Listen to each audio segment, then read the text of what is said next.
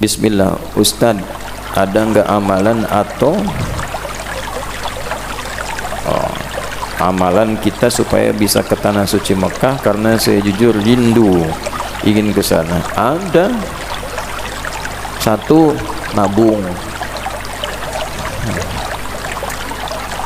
Karena ini amalan termasuk amalan campuran fisik dan harta. Amal itu dibagi tiga: amal fisik yang tidak pakai harta, amal harta, tiga amal fisik dan harta.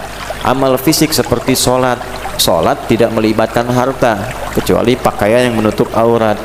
Jadi tidak boleh ada orang masjid ke Nurul Huda ditarif misalnya sholat duhur 4.000, sholat maghrib 7.000. Nggak bisa. Sholat ya sholat.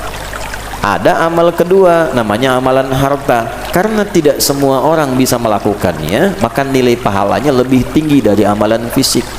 Amal fisik sekali 10, berjamaah 27, di masjid kali 25.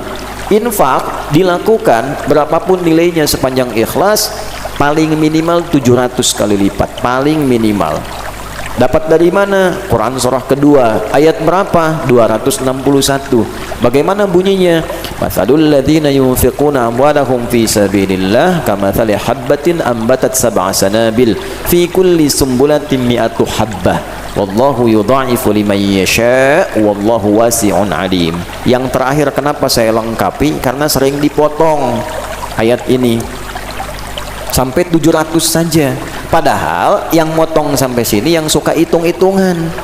Kalau dihitung 700 dapatnya segitu. Yang tidak menghitung diberikan tak terhitung.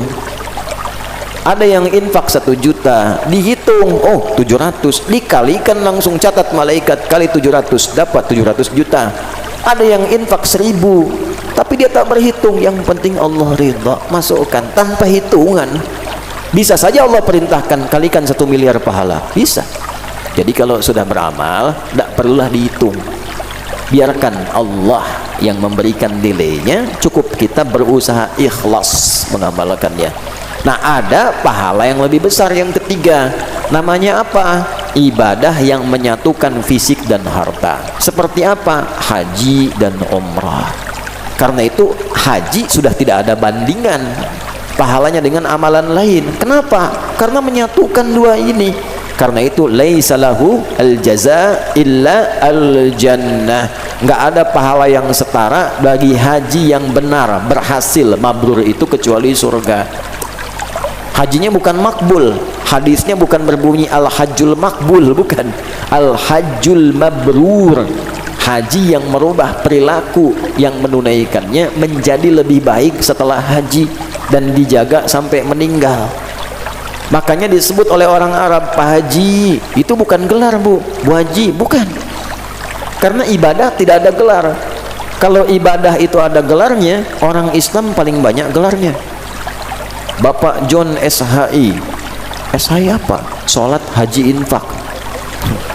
Ada gelarnya. Nah, kalimat itu pengingat bahwa Anda sudah haji, jangan lagi menukar pahala kebaikan dengan keburukan. Sudah ada jaminan surga kok ditinggalkan. Kenapa? Seringkali setelah haji ke bandara, nunggu pesawat belum tiba, mulai marah. Orang Arab bilang haji, haji, haji. Dititipkan kalimat itu di lisan mereka. Maksudnya apa? Pak, Bapak sudah haji, jangan lagi hilang kebaikan karena persoalan-persoalan kecil itu ujian. Jadi bukan gelar lah. Ya, Pak Anwar, tak mau tengok Haji Anwar. Oh iya. Nah, itu ya. Nah, itu bukan gelar. Untuk ke situ perlu ada ikhtiar, nabung. Supaya kelihatan oleh Allah, cari perhatian Allah. Ikhtiar dulu. Ikhtiar yang kedua, doa. Ikhtiar yang ketiga, bacakan ayat-ayat Quran dalam kesempatan sholat-sholat khusus seperti tahajud. Ayatnya tentang keinginan haji dan umrah. Contohnya di mana? Di Quran surah kedua. Di ayat berapa? Ayat 196 sampai dengan ayat 204. Itu sampai 203 lah. Ya, pas 203. Wadhkurullaha fi ayyamin ma'dudat. Jadi sampai dengan 203 ayat 196 wa atimmul hajja wal umrata lillah. Saya pernah ijazahkan ayat itu pada seorang jamaah yang rajin ikut pengajian. Pertanyaannya persis seperti ini. Beliau itu seorang imam di musola biasa. Nah, kami biasanya saat musim-musim haji suka mengadakan manasik terbuka. Siapa aja boleh ikut. Sebentar ya. Walaupun belum tentu apa? Belum tentu berangkat.